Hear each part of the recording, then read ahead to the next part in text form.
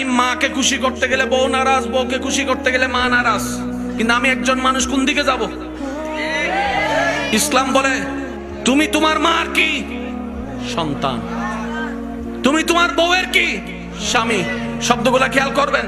তুমি তোমার মার সন্তান, যার পায়ের নিচে তোমার বেহেশত। তুমি তোমার মায়ের পায়ের নিচে।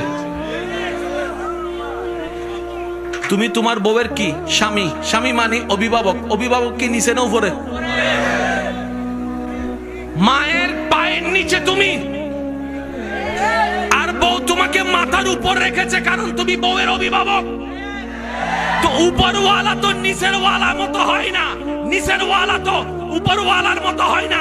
এবার সে বলে আমি করব কি? বলে যে শুনো, তুমি মাকে মাথায় রাখো, বউকে বুকে রাখো।